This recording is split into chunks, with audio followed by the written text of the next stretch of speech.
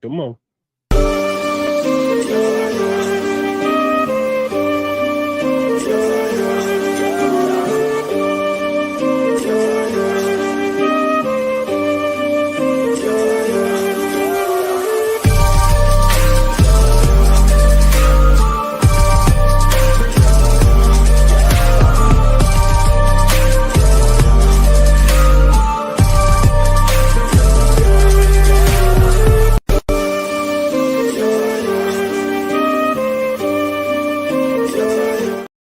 Welcome in, everyone. Today is October the 3rd already, 2025. We're live on Bodyslam.net. We're live on Twitch. We're live on Twitter. We're live on YouTube. We're live on Facebook. We're live everywhere. My name is Matt. Everywhere.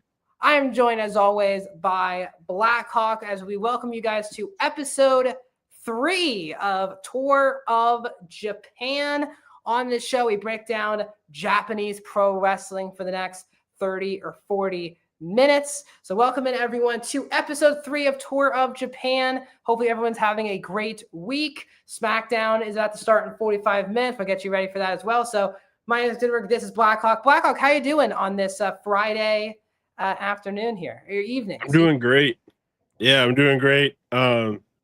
My side of the show didn't have anything going on, but your side had an incredible show, which is what we're going to talk about today. So I'm very excited to break that down and hear your thoughts on it. We talked about it last week, but Noah was coming off one of their biggest shows. Marigold as well on a kind of mini break.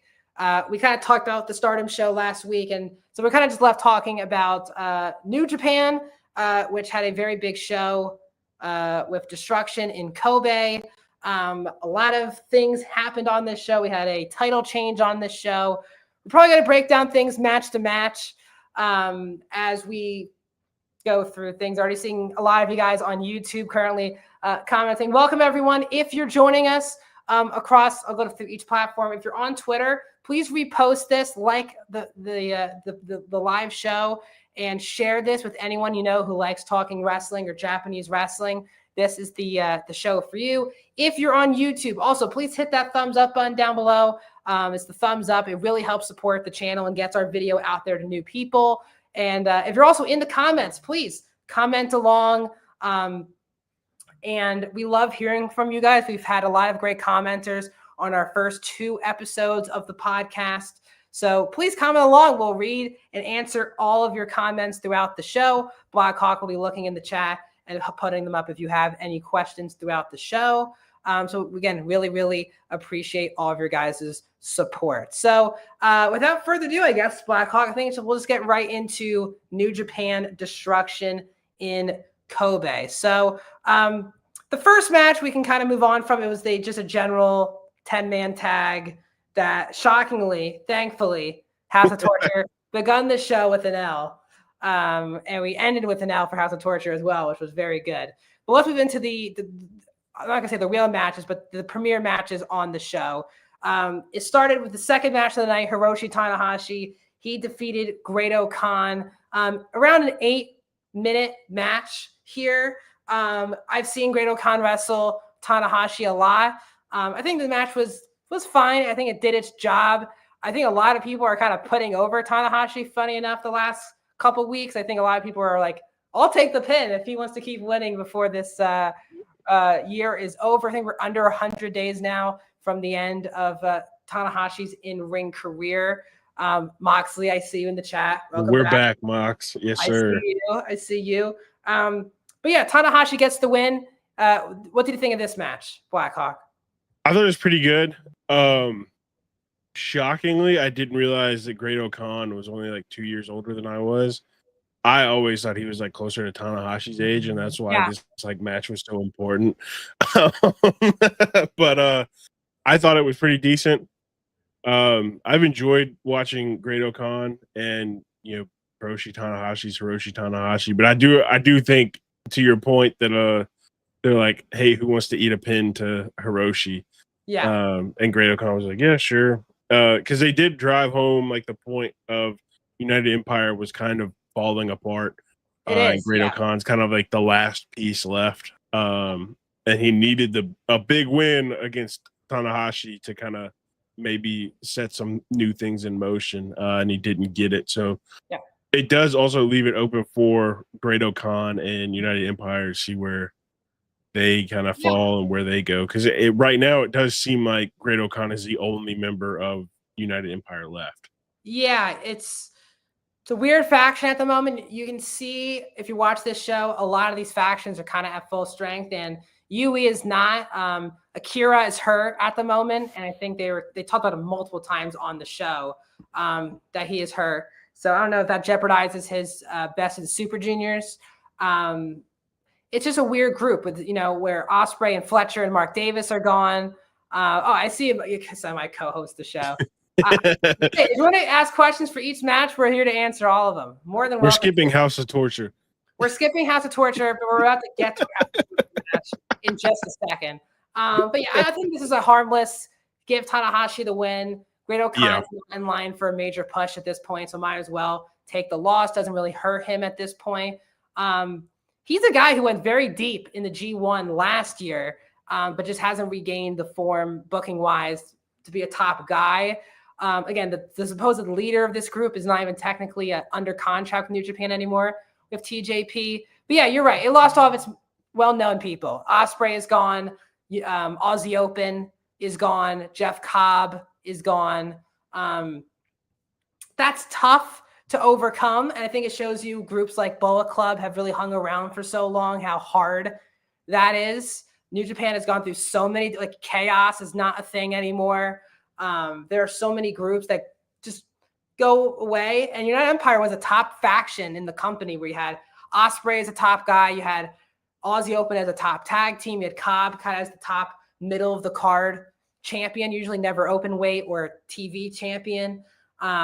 You had guys like Akira and TJP as the top junior tag team. It's been tough times for the group. So I hope they regain form because I'm a big United Empire fan. I hope they tell a good story about how far they've kind of fallen down the totem pole at this point.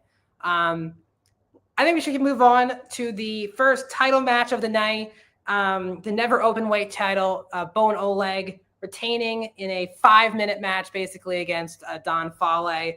Again, I think we all knew this was probably going to happen. Quick match. Oleg is clearly one of the next big guys for the company. Really good performer, beat Takeshita to win the title a couple months ago. He's really been a 6-man guy for the last year and a half with Tanahashi and Toriano, but he's finally getting a chance to shine on his own. This all, though, is just to set up the fact that we're probably going to move on to Bolton Oleg versus Evil. It looked like was the setup after the match. But what are your thoughts, Blackhawk, on this retention here? I thought it was good. I honestly didn't really expect much out of Don Fale. Just, Don Fale, I haven't seen a good match out of him ever. But I like Bolton a lot. I think he has a very, very bright future in New Japan ahead of him. And I think picking up a win over Evil for the never openweight title would be huge for him and his career. Will he win that? No idea. Yeah. But I think the potential for him to win against Evil would be massive for him and moving forward. Yeah, or there are going to be shenanigans and we're going to have a new champion. So. Obviously. There were a lot of shenanigans towards – yeah, I agree. He has the perfect power game. He's a very strong dude. Yes, very strong. He hits that running, move where he's carrying his opponent. I forget. That's like a Sheamus move, I know. I just forget now what it's called. But it's a move that doesn't look like a finisher to most people, but it does for him. I see Randy on Facebook saying howdy, welcome Randy as well. I love all of you guys commenting. Great start here to Japan episode 3. But yeah, Bo Oleg is so clearly a guy, especially he's a unique talent where he's from Kazakhstan, such a rare, you don't really see people in wrestling from that area. And he was a young lion. Then he got put with Tanahashi in the 6-man, really learned a lot. And now I think has turned himself into a really good performer on the show. Again, do I love that we're feuding with House of Torture at this point? Probably not. I don't think Don Fowler should be getting singles title matches at this point. But yeah, I think it was a 5-minute match. I think it couldn't really go that much longer. It's what it was. Let's move on to the big title change on the show, which was the IWGP tag titles with the new Bullet Club members of Oscar and Yuto Ice defeating Taichi and Ishii. Ishii and Taichi was their first and only defense of these tag titles. And I told you last week, I felt a title change here because Taichi and Ishii are just not really a tag team. And they're putting a lot of big stock TV time-wise to Oscar and Yuto Ice. They were brought in, seemed big stars with Finley right away, putting them in the group. And then they have a very unique thing. Love their entrance. The music is really cool for them. And they just are a different group where you have a Japanese guy, you have I think Oscar's German, if I'm not mistaken, or he's from Holland, one of the two. But they have wrestled together. It's such a weird team on paper, but they just gel together. They also just very much feel like Bullet Club guys, especially Yuto Ice feels very Bullet Club. The way he moves and he moves his hands, he just knows where the camera is at all times. Very interesting group. Clearly, there's a lot belief in this team, and they are the new tag champions. So I know Blackhawk, you weren't the most familiar, as am I. I'm not really familiar with them either until their debut in Japan. But what are your thoughts on them becoming the new tag champs in New Japan? I think it's great. I think it seems like New Japan is putting more of an emphasis on the tag division in itself, because they're pushing for them to be the tag champions, and they pushed them on TV, and then they've been kind of the face of the place for the last couple of weeks. When you look up New Japan, you're going to see Oscar and Yuto Ice doing something, and so I think it's great. I think it'll push the tag division to be better, which is ultimately what you want in a champion. I like Yuto Ice a lot. Oscar's very interesting to me too, but I like Yuto Ice a lot. He reminds me of young Ishii, and seeing them face off together was really fun and really cool. And I hope we get to see them in a singles match soon, just for the fun of it. But I do think in the future we will see Yuto Ice face off against Hiroshi Tanahashi on his road to retirement at some point. Because they drove home the emphasis of, Yuto Ice is a professional wrestler because Hiroshi Tanahashi went to the same middle school he did. And Yuto Ice wanted to be the toughest guy out of his middle school. So I do think we'll see something soon out of that, which I'm very excited for. I thought that, and to bring up your point, I think the broadcast is always very solid for New Japan. I think Walker Stewart and Chris Charlton do a solid job. I wish they would. Sometimes they get very caught up in telling a story instead of focusing on the in-ring. Sometimes I think, especially Charlton, he loves to talk about this happened, this time, this happened. There's like action going on. That's my only complaint with the New Japan broadcast. But I think when they really get into the nitty-gritty, it's very good. But that point is true. The match that they set up afterwards was with Shota Umino and Yuya Uemura. They were part of the opening match. They are now, I guess, a tag team now.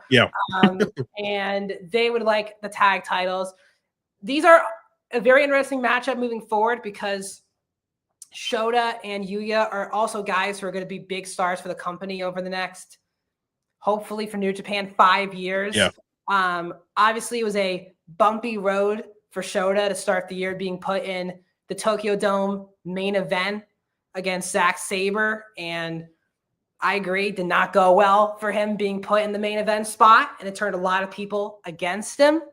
And then Moxley said something else about commentary, that Yuto himself said that it was Yuya that broke his elbow, his first match as a young lion. There you go. So they added a lot of stuff to the commentary. Yuya is another guy who I think clearly feels like a next Tanahashi light. The way he wrestles, very positive. I still think they're going to ride the Yuto Ice Oscar train, we'll talk about the card for King of Pro Wrestling after we're done recapping the show, because that's all this is leading into. I was not surprised at the title change. I just didn't care about Taichi and Ishii as a team, so I'm happy we're moving forward with that. Let's go into sprinkling some Noah here, as we had the GHC Junior Heavyweight title match. Hiromu Takahashi retaining against Taiji Ishimori of the War Dogs. The story here is Taiji Ishimori just hates Noah and says that if I won the title, it would only be defended at New Japan. He would not go to Noah to defend it. Hiromu, the announcers also brought up, has been getting a lot of flack from Noah fans that he's defending the title on a New Japan show. And I love Taiji. I think he's a very interesting performer. He can do a lot of surprisingly great high-flying stuff. I think he's a jacked, not a super tall dude, but he's in really good shape, very athletic. But I think Hiromu's on a good run right now. We did have an attack, and Blackhawk will break down the Noah side of this. But what are your thoughts on the match? And then break down the Noah angle to this match. Before we get to that, we missed one other Noah entry. Oh, yeah. With Hiroshi Tanahashi.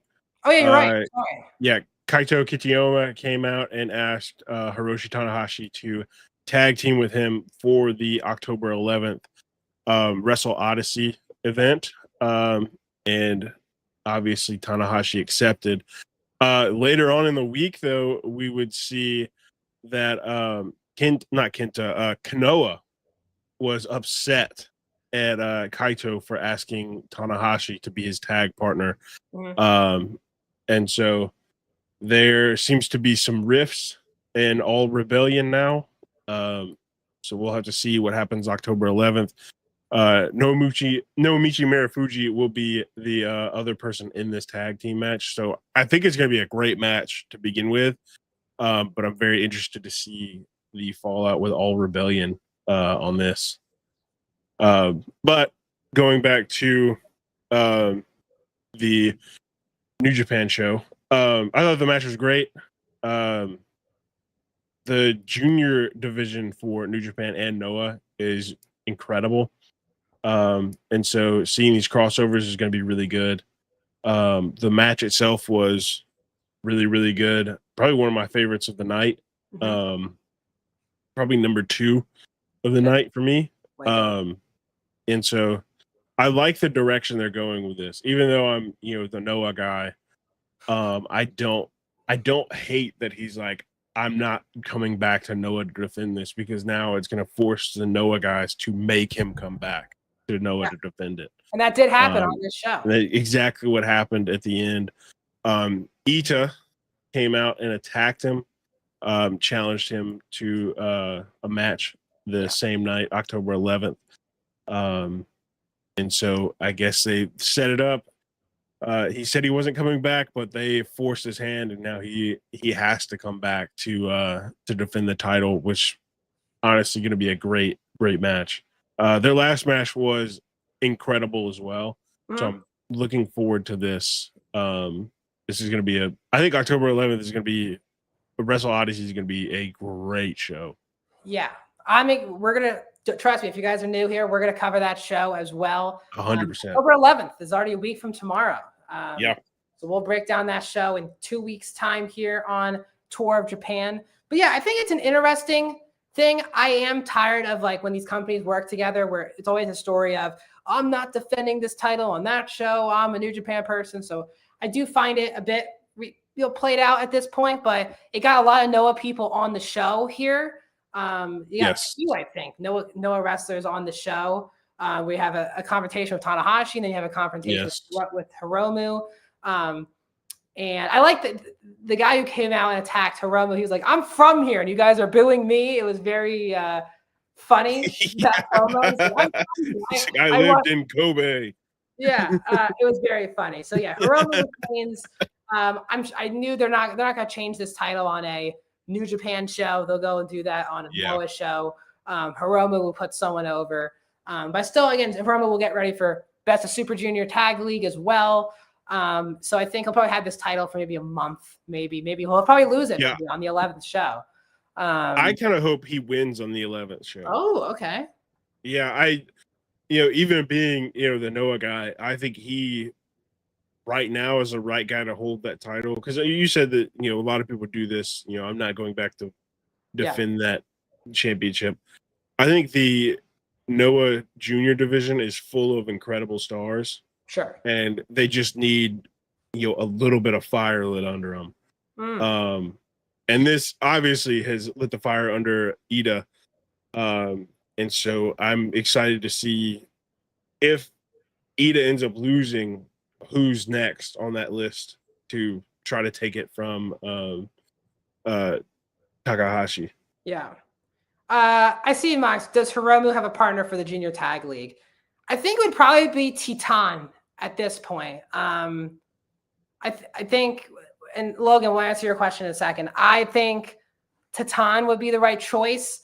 Chaos is or LIJ, excuse me, at this point is very much not a thing because of Naito leaving. Daiki is a good shout, but he's still a young lion. So I would wonder, again, they have, obviously Tsuji's not going to be doing it. Shingo won't be a part of the league. I think they'll go Titan. They already have on the King of Pro Wrestling show a 6-man tag to open the show, and it is Hiromu with Titan as well as Shingo. So I think that's setting up the fact that they're probably going to be doing that because it's against Clark Connors, Taiji Ishimori, and Finlay. And I think Connors and Ishimori will be the team because now Jiller Maloney has not upgraded, but he's gone up to heavyweight now. So I think they'll go Ishimori and Connors for Bullet Club. And I think they'll go Titan and Hiromu for Junior. But I like Daiki Nagai. He's probably my favorite of the young lions right now. He got put in a lot of big spots during the G1 tour. So yeah, and again, we'll answer Logan's question after we're done breaking New Japan because we're going to end up with some just news topics to end our podcast today. So again, stay tuned, Logan. We'll get to your question in a matter of minutes. Let's move on with the 6th match, home stretch here. Tsuji beats Finlay. They have wrestled, I feel like, a billion times. It feels like whenever there's a big New Japan show, they are wrestling each other. They have excellent chemistry. Finlay really dominated this match, though. Hit a lot of his big moves towards the end. But Tsuji winning with the gory special with the spear. We've talked about this before. I'm a big Yoda Tsuji. Okay, I love Finlay Moxley. I'm a Bullet Club guy, so I'm always rooting for my guys. But I am, if you're not in Bullet Club, Tsuji is my favorite performer in New Japan. So Tsuji gets the win. I think they're really doing the Finlay losing storyline at this point. And you have Bullet Club winning a title on this show, retaining a title, and he's ending up a loser out of this situation. So it's going to be interesting what they do.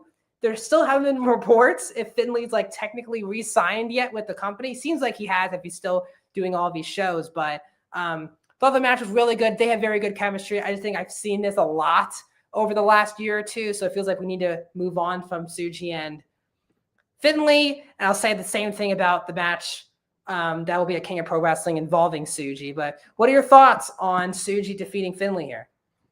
I think you put them together, you're guaranteed a good match. It's a safe option. It's an easy, you need a good match on a show, just throw them in there, and they'll come up with something good.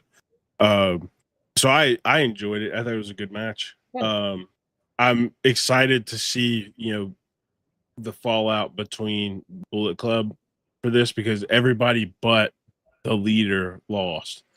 So what does that say about the leader? Yeah. And then Tsuji, I think will eventually, because I think that Takeshita is going to beat Zack Sabre Jr. Yeah. And I think Tsuji is his first challenger. Ooh. I think that's what we're leading up to. Takeshita you're talking about? You talking about Takeshita and Tsuji? Yeah. I think Tsuji is the first challenger after Takeshita wins. Yeah. I'll tell you what, Moxley, I disagree. I am a David Finlay person. This is without bias. It is an all-time tough standard being the leader of the group because you're inevitably going to be compared to Finn Balor, AJ Styles, Kenny Omega, and Jay White, which are 4 top guys in wrestling. Like, it is very tough to be that. Am I saying Finley's at that point? I think Finley is still, underrated in the ring. I think he's very good. People want to crap on him, but Bullet Club is still not as popular, but it's still a big of a deal in Japan. They're the most over faction currently in Japan. You heard the dogs barking throughout these matches. He has still kept Bullet Club relevant, and there's a lot of guys to give credit for, but he's still the leader of the group. Booker's his manager. Okay, I mean, Gato at this point gets a lot of crap. I think this is one, and I get it. I think it's easy to say that. To be fair, Finley hasn't won much over the last year. To be fair to him, like, he won when the global heavyweight title became a thing at Wrestle Kingdom in 2024. He beat Moxley and Ospreay, and that was a really big deal that he beat Moxley and Ospreay. But then he lost it to Nick Nemeth, and then he won it right back. And that title hasn't really gone well until recently, where Gabe Kidd became the champion and Tsuji, and that rivalry is going to continue. Yes, he did lose to Dolph Ziggler, Nick Nemeth. I think everyone forgets Nick Nemeth was in New Japan for the first half of 2024. Yeah. But the reign didn't really go well. The back and forth with Nemeth didn't end well, I think, for the title's sake. It only got good when Tsuji beat him for the title. And since then, he's been a big loser in the group. He's not winning many of these top matches. He's going deep in the Cup, and he's going deep in the G1, but he's not winning these big matches if it's the semifinals or even the finals of these tournaments. So I think next, and again, we still don't know for sure if he's under contract, and they might let him go until Wrestle Kingdom. Again, they usually don't kick out Bullet Club leaders unless, I see that. Last year was a weird year where Matt Riddle was on New Japan, Nick Nemeth was on New Japan. 2024 was an interesting, or 2023, I think. Yeah. I think it's 23. Start of 2024, I believe, if I'm not mistaken, start of 2024, I'm right, was Riddle beating Tanahashi after Tanahashi beat Sabre. That was a weird year to start last year. But they don't really kick out Bullet Club leaders until they are leaving the company. Like, Finn left when got kicked out when he was joining WWE. AJ, same situation. He got kicked out because he was leaving WWE. Omega gets kicked out because AEW is about to start. And Jay White got kicked out because he was leaving for AEW. So unless Finley is gone from New Japan, I don't see them like kicking him out of the group. It would be a new thing if they kick him out and he's still in New Japan, which I think would be very interesting, but I don't know what they're going to do with that dynamic. Let's move on to my favorite performer in the company. Honestly, he's my favorite performer in the world right now. Gabe Kidd retaining the global heavyweight title against Shingo Takagi. I'm going to curse because I think Gabe Kidd would allow it as well. They beat the shit out of each other for a good 20 minutes. The match started. They started clotheslining each other a billion times. They threw chairs at each other to start the match. And the chairs in Japan are hilarious, where Gabe does a chair shot, but it's much safer because the middle of the chairs in Japan always break instantly. So it looks cool, but it's probably a lot safer than like the hard, steady chairs you see here in America. Gabe hits the pile driver through the table as always, I guess, in these big matches now. Hard hitting. I knew Shingo was not going to win this match. Gabe Kidd he bleeds New Japan Moxley. He does. Like, I think a lot of people were mixed on the fact that he was going to going to AEW. That guy does bleed New Japan. Like, he has the New Japan sticker on his pants. He goes in the crowd, and he is like the most over talent, really, right now in the company after the Kenny Omega match at Wrestle Kingdom. He is a very interesting cat. He's very different from any of the performers right now. Just a truly incredible performer who I think is finally, after the Kenny match, finally getting the mainstream love that he has deserved for a long time. What were your thoughts, Blackhawk, on Gabe Kidd retaining against Shingo Takagi here? I thought it was a good move. I thought he needed to retain here. Yeah. To save any face. Because I agreed with Shingo. If he wants to call himself Mr. New Japan, Yeah. he needs to be there for New Japan. Yeah. Good story. And not Death Riders. Yeah, it's a great story. And I'm a big fan of Shingo. So I love this match. This is my favorite match of the night too. Me too. And so Gabe definitely had to pull out a win here, and he ended up doing it. Yeah, I think this solidifies him as the future leader of Bullet Club if they ever lose Finley for some reason. If they put anybody else in the leadership of position of Bullet Club, I don't know what they were doing. Yeah, I agree. This ghetto comes up and is like, I'm the leader of Bullet Club. No. People, I would turn off the TV, and I'm the biggest Bullet Club guy. I think Gabe is the next leader for the group because I think he's going to stay in New Japan for a bit here. I think he likes going back and forth, but he has been very open about his mental health issues, and New Japan really saved him in a lot of ways. I think he wants to help. No, don't let them join House of Torture. No one wants House of Torture back in Bullet Club. It's like they break apart so that Bullet Club can be absorbed back into House of Torture. That's what's unnecessary. You said he had to force the crowd to love him. I think that's what's great to talk about. Japanese crowds are so different than American crowds.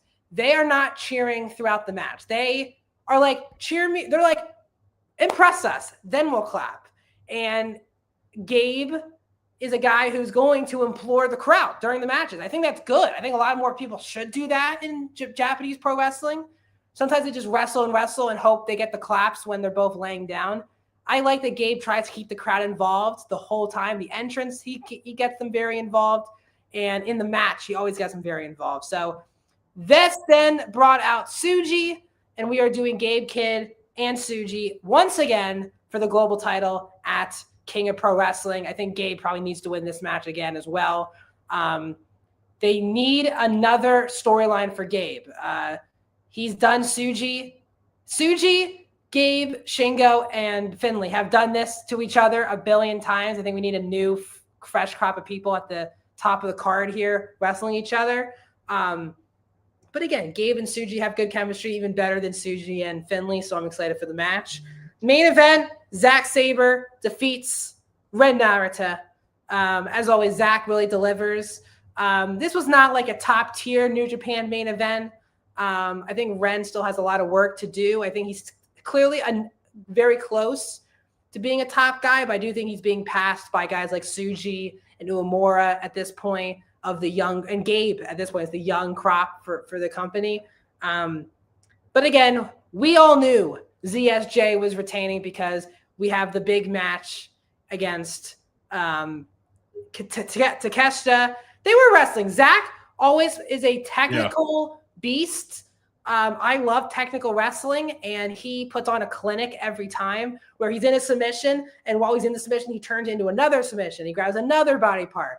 It's so methodical, and you don't really have to suspend disbelief. His moves look like they hurt. His pins look like they're hard to kick out of, and you can't really say that about most people in wrestling right now, but he's, to me, one of the most believable performers in the world. And I can't wait for Zack and Takeshita for the third time in a couple of weeks. So what are your thoughts on Zack and Narita before we talk a little bit of King of Pro Wrestling? I thought it was a great match. Very, very good technical match. I think you're correct about Ren.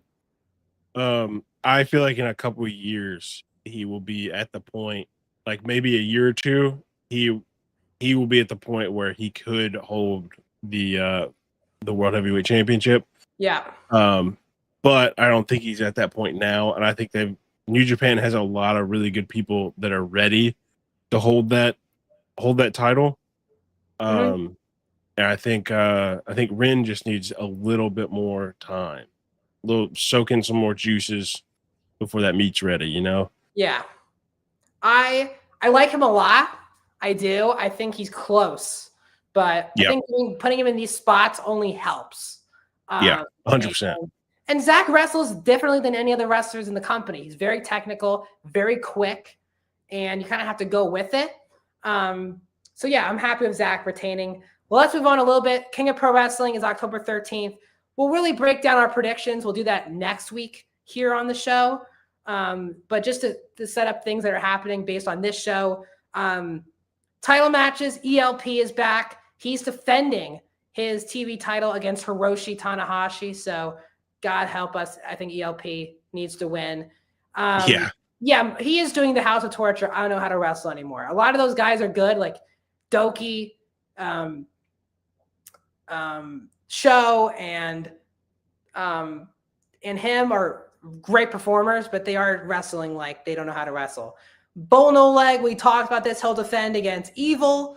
Oscar and Ito Ice will defend against Yuya and Shota. Gabe will defend against Suji, and Zach and Takeshita for the world title.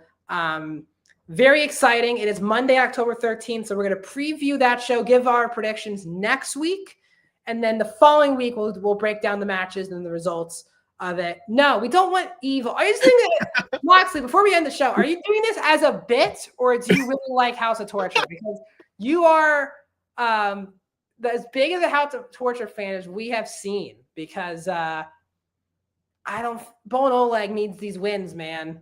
I don't think Evil needs to be never open weight champion. I love House of Torture. Well, you must love. You should ask him his opinion on Mercedes Moné. Why? Oh no! What are you setting me up for, Blackhawk? They need to be on Forbidden Door. I agree with Tony Khan. I don't think anyone wants to watch that on pay-per-view. No one does. Okay, no one. And I like Evil. I like Ren.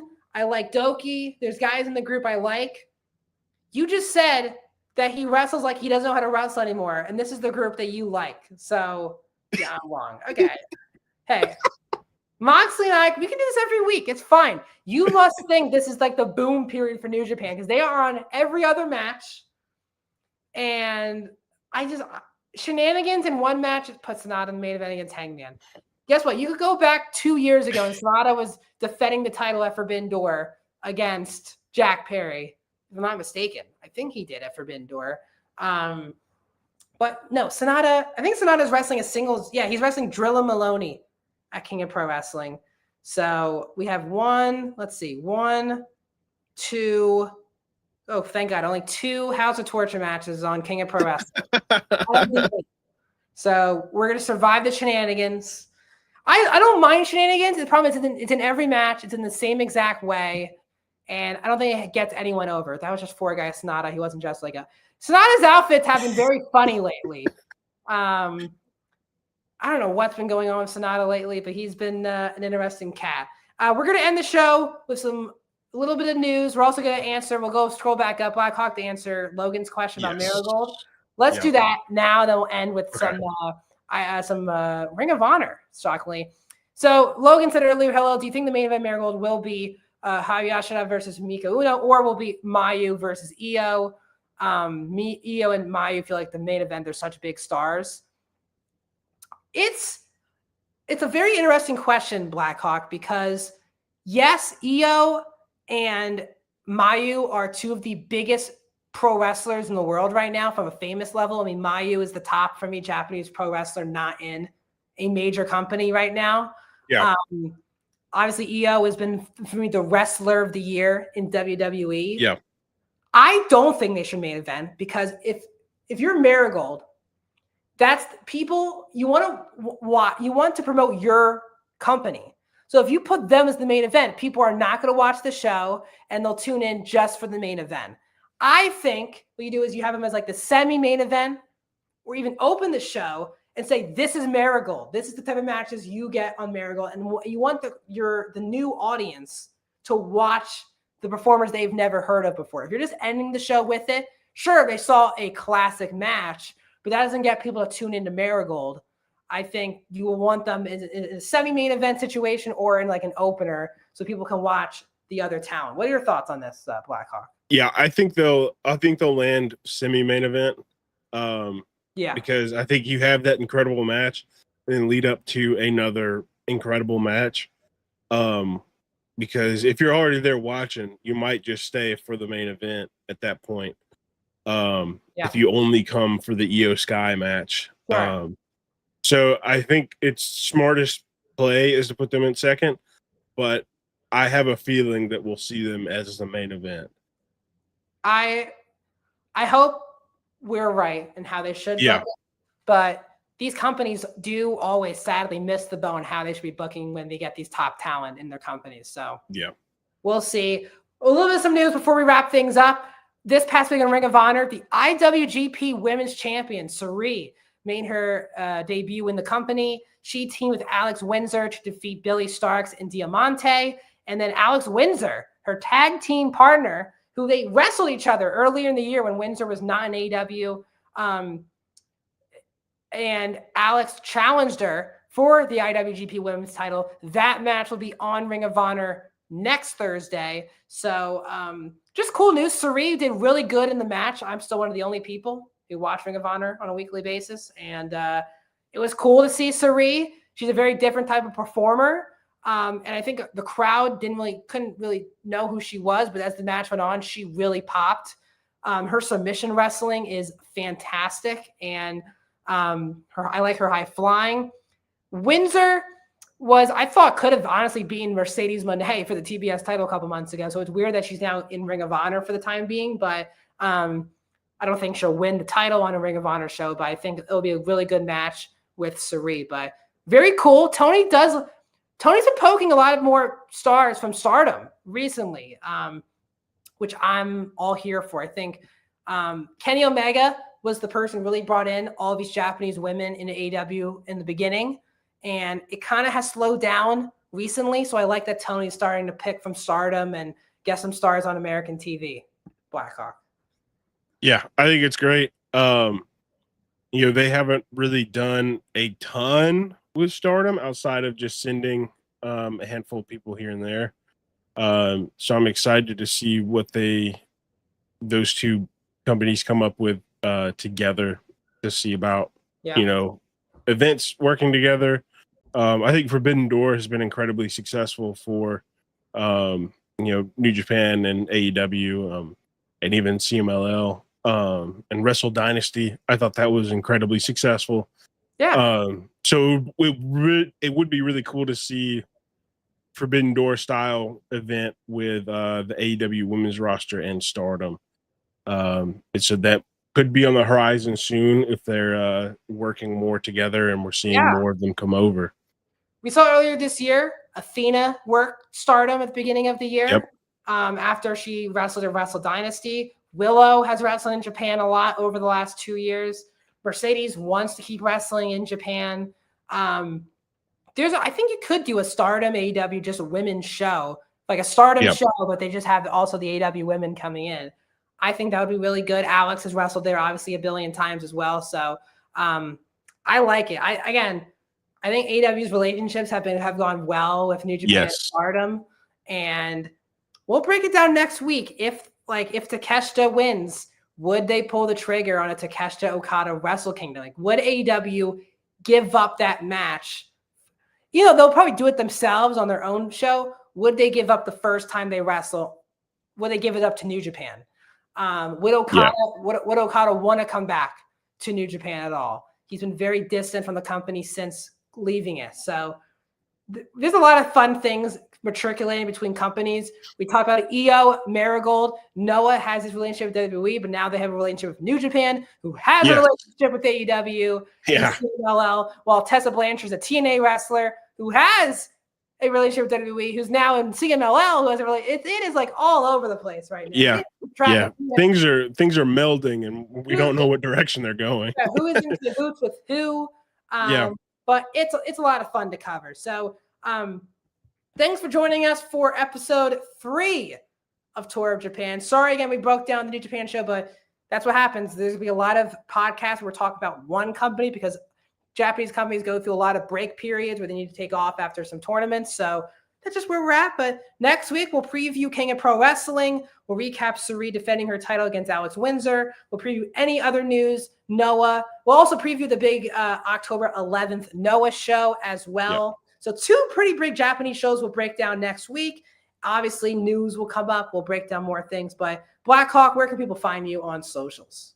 You find me on any social network site, YouTube, Twitch, all of them under the Blackhawk Walker tag that you see under my name.